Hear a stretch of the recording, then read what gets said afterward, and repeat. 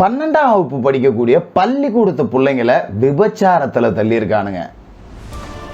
இதில் கொடுமையோட உச்சம் என்னன்னா 17 மாணவிகளோட ஆபாச வீடியோக்கள் அப்படிங்கிறத காவல்துறையினர் கைப்பற்றியிருக்காங்க. இதையெல்லாம் பேசுறதுக்கு துப்பில்லாத மீடியாக்கள் சவுக்கு சங்கரை பிடிச்சி தொங்கிக்கிட்டு இருக்கானுங்க. சவுக்கு சங்கர் பேச மறந்த விஷயங்கள், சவுக்கோட கைதுக்கு பிறகு இதைத்தான் முக்கியமாக பேசியிருக்கணும். ஆனால் இதுங்க எல்லாத்தையும் மறைக்கணும் அப்படிங்கிறதுக்காக தான் சவுக்கு சங்கர் விஷயத்தை பிடிச்சி எல்லா மீடியாக்களும் தொங்கிக்கிட்டு இருக்காங்க. அது மட்டும் இல்லாமல் தமிழ்நாட்டில் 10க்கும் மேற்பட்ட கிராமங்கள் தேர்தலை புறக்கணிச்சிருக்கு. எந்த மீடியா இது தொடர்பாக வாயை திறந்திருக்காங்க? இது எல்லாத்தையும் நம்ம பேசணும் அப்படிங்கிறது தான் ரொம்பவே முக்கியம். அதுதான் உண்மையான மீடியாவோட அறம் அப்படிங்கிறது. அதனால இதை பேசியே தீரணும்.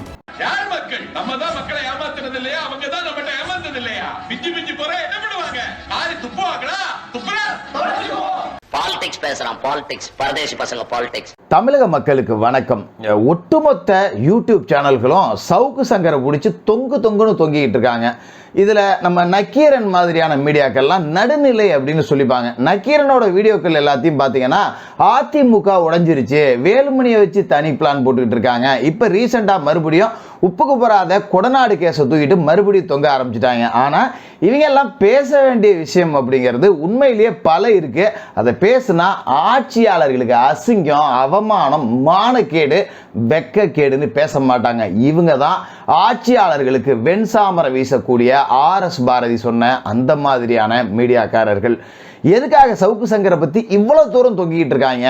நம்ம சவுக்கு சங்கருக்கு சப்போர்ட்டாக பேசிக்கிட்டு இருக்கோம். ஆனால் சவுக்கு சங்கருக்கு சப்போர்ட்டாக பேசுறது முக்கியம் இல்லை, சவுக்கு சங்கர் இருந்திருந்தா என்னெல்லாம் பேசியிருப்பார் அப்படிங்கிறது தான் இங்கே முக்கியம். அதை பேசணும் அப்படிங்கிறதுக்காக சில தரவுகளை தேடும்போது நமக்கு பயங்கரமான அதிர்ச்சி அப்படிங்கிறது கிடைக்குது. கருக்கா வினோத், இந்த பையனை பற்றி உங்கள் எல்லாருக்குமே தெரிஞ்சிருக்கும். ஒரு ரெக்கவுட்டு ரவுடி எப்படி வேணாலும் வச்சுக்கலாம். இந்த பையன் ஆளுநர் மாளிகையில் இந்த பெட்ரோல் குண்டு வீசினதா கைது செய்யப்பட்டு குண்டர் சட்டம் போடப்பட்டது எல்லாமே உங்களுக்கு தெரியும். இந்த கருக்கா வினோத்துக்கு மேலே NIA சோதனை அப்படிங்கிறது நடத்தப்பட்டுச்சு இல்லையா? இந்த கருக்கா வினோத் மேலே NIA சோதனை நடத்தப்பட்ட போது கருக்கா வினோத்தை ஜாமீனில் எடுத்த நதியா அப்படிங்கிற ஒரு பெண்மணியை பற்றி விசாரணை செஞ்சுருக்காங்க. இந்த நதியா தேனாம்பேட்டையை சேர்ந்தவர். இந்த நதியாவோட வீட்டில் விசாரணை அப்படிங்கிறத நடத்தும் போது தான் ஒரு பல செல்போன்கள் அப்படிங்கிறது கைப்பற்றப்பட்டிருக்கு. அதில் 17 பள்ளிக்கூட மாணவிகளோட ஆபாச வீடியோக்கள் அப்படிங்கிறது இருந்திருக்கு.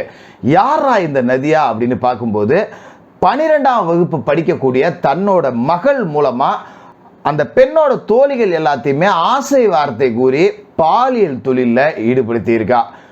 ஏகப்பட்ட மாணவிகளோட வாழ்க்கை அப்படிங்கிறது சீரழிக்கப்பட்டிருக்கு. பொள்ளாச்சி இஷ்யூவுக்காக பொங்குன ஒரு மீடியாக்காரன் கூட இந்த இஷ்யூவை பற்றி பேசவே இல்லை. இது உண்மையிலேயே சமூகத்துக்கு ஒரு மிக மோசமான பாதிப்பை ஏற்படுத்தக்கூடிய நிகழ்வு. 12ஆம் வகுப்பு படிக்கக்கூடிய மாணவிகளை பாலியல் இச்சைக்கு ஆளாக்கியிருக்காங்க. அவங்க கிட்ட பணத்தாசை கூறி VVIPக்கள்னு சொல்லக்கூடியவர்களுக்கெல்லாம் கூட்டி கொடுக்கக்கூடிய வேலைகளையும் செஞ்சிருக்கா இந்த நதியா அப்படிங்கிற பெண்மணி. அது மட்டும் இல்லாமல் பல பெண்களை, பல மாணவிகளை ஹைதராபாத்தில் இருக்கக்கூடிய VVIPகளுக்கு சப்ளை பண்ணியிருக்காங்க. சென்னை கிழக்கு கடற்கரை சாலையில் இருக்கிற பல உல்லாச பங்களாவில் இந்த மாணவிகளை அழைச்சிட்டு போய் பாலியல் தொழில் அப்படிங்கிறதையும் பண்ணியிருக்கா. திடுக் விசாரணை அப்படிங்கிறதுல அடுத்தடுத்த விஷயங்கள் தெரிய வருது. இந்த வழக்கில் NIA அதிகாரிகள் தீவிர சோதனை செய்த பிறகுதான் இவ்வளவும் தெரிந்திருக்கு. ஆனால் மீடியாக்கள் பேசவே இல்லை. தேனாம்பேட்டையை சேர்ந்த நதியா கைது செய்யப்பட்டிருக்காரு. அவரோட சகோதரி சுமதி அப்படிங்கிற ஒரு பெண் கைது செய்யப்பட்டிருக்கா. சுமதியோட கணவர் ராமச்சந்திரன், நேபாள நாட்டை சேர்ந்த மாயா அப்படிங்கிற ஒரு பெண்மணியும் கைது செய்யப்பட்டிருக்காங்க. 12ஆம் வகுப்பு மாணவிகள் பல பேரோட வாழ்க்கை இதில் சீரழிஞ்சு போயிருக்கு. பாதிக்கப்பட்ட யாரும் புகார் கொடுக்கல. 17 பெண்களோட ஆபாச வீடியோக்கள் நதியாவோட செல்போனில் இருந்திருக்கு அப்படின்னா இன்னும் எத்தனை மாணவிகளோட வாழ்க்கையை இவ சீரழிச்சிருப்பா அப்படிங்கிறத நினச்சி பார்க்கும்போதே நெஞ்செல்லாம் ரணமாயிடுது. ஆனால் இதை பற்றியெல்லாம் ரொம்ப நமக்கு முக்கியமே இல்லை. சவுக்கு சங்கருக்கு 100 கோடி சொத்து இருக்குது, சவுக்கு சங்கருக்கு 200 கோடி சொத்து இருக்குது, சவுக்கு சங்கர் கஞ்சா வச்சுருந்தாரு, சவுக்கு சங்கர் 3வது மனைவி வச்சுருந்தாரு, சவுக்கு சங்கர் பல கோடி ரூபாய்க்கு சொத்து சேர்த்தாரு, இதை மட்டும்தான் பேசிக்கிட்டு இருக்காங்க. எங்கடா போனீங்க? பொள்ளாச்சி பாலியல் வழக்குக்கு பொங்குன அந்த ஊடக போராளிகள் எல்லாம் பொள்ளாச்சியில் நடந்தது அப்பட்டமான பாலியல் வன்கொடுமை, அதில் எந்த மாற்றமும் இல்லை. அதை விட முக்கியமான ஒரு விஷயம் இது.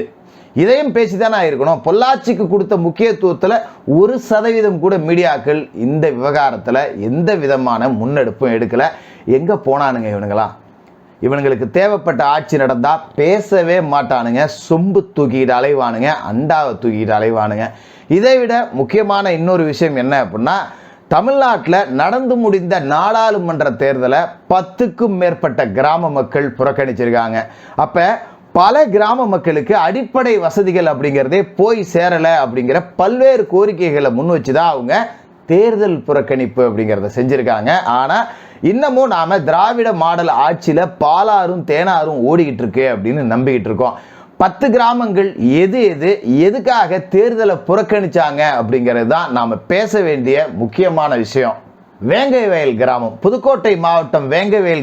இதை பற்றி நாம் சொல்லணும்னு அவசியம் இல்லை. அந்த குடிநீர் தொட்டியில் மலம் கலந்த விவகாரத்தில் உரிய நடவடிக்கை எடுக்கலை, குற்றவாளிகள் கைது செய்யப்படலை அப்படின்னு அந்த பகுதியை சேர்ந்த மக்கள் தேர்தலை புறக்கணிச்சாங்க. கடைசி நேரத்தில் அதிகாரிகள் பேச்சுவார்த்தை நடத்தி அதன் பிறகு தேர்தல் அப்படிங்கிறது நடத்தப்பட்டுச்சு. இதே மாதிரி பரந்தூர் விமான நிலைய விரிவாக்கம், இது தொடர்பான போராட்டங்களை அந்த மக்கள் தொடர்ச்சியாக செஞ்சுக்கிட்டு இருக்காங்க. அவங்க தேர்தல் புறக்கணிப்பு அப்படிங்கிறத செஞ்சுக்கிட்டு இருக்காங்க. எவ்வளவோ அதிகாரிகள் பேச்சுவார்த்தை நடத்தியும் கூட 1375 வாக்குகள் கொண்ட பரந்தூர் கிராமத்தில் இருக்கக்கூடிய அரசு ஊழியர்கள் மட்டும்தான் வாக்களிச்சிருக்காங்க. அவங்களுக்கு வேற வழி இல்லை. அவங்க வாக்களிக்கலை அப்படின்னா அவங்களுக்கு மெமோ கொடுக்கப்படும், சஸ்பெண்ட் செய்யப்படுவாங்க.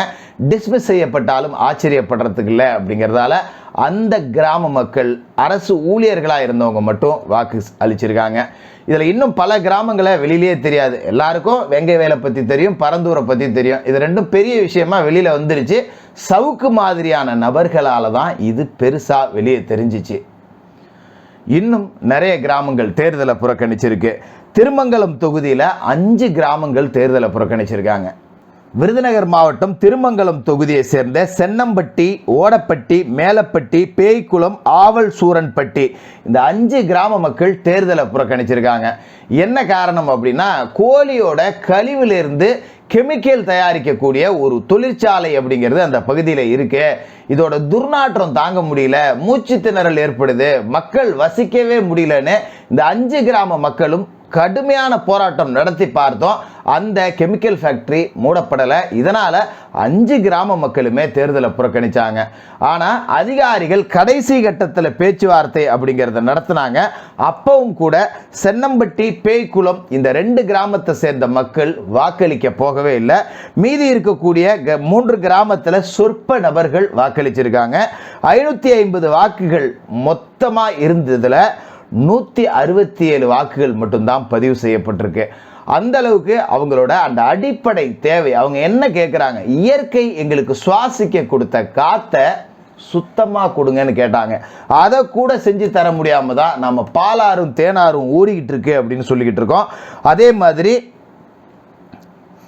தர்மபுரி மாவட்டம் ஜோதி அள்ளி கிராமம் அப்படிங்கிற கிராமத்தில் ரயில்வே தரைப்பாலம் கேட்டு அந்த பகுதி மக்கள் பெரிய அளவில் போராட்டம் அப்படிங்கிறத நடத்தி தேர்தலை புறக்கணிச்சாங்க.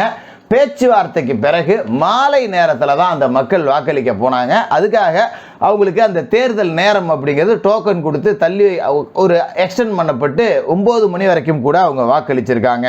அதே மாதிரி தூத்துக்குடி மாவட்டம் பொட்டலூரணி அப்படிங்கிற ஒரு கிராமம், தமிழ்நாட்டில் இந்த கிராமத்துக்கு அப்படின்னு ஒரு முக்கியமான பங்கு இருக்குது. இந்த தூத்துக்குடி மாவட்டம் பொட்டலூரணி கிராமத்தில் பெரும்பகுதி இளைஞர்கள் இராணுவத்திலையும் காவல்துறையிலையும் வேலை செய்யக்கூடியவர்கள். இந்த பொட்டலூரணி கிராமத்தில் 3 மீன் கழிவுகளை பயன்படுத்தக்கூடிய ஃபேக்ட்ரிகள் அப்படிங்கிறது இருக்குது.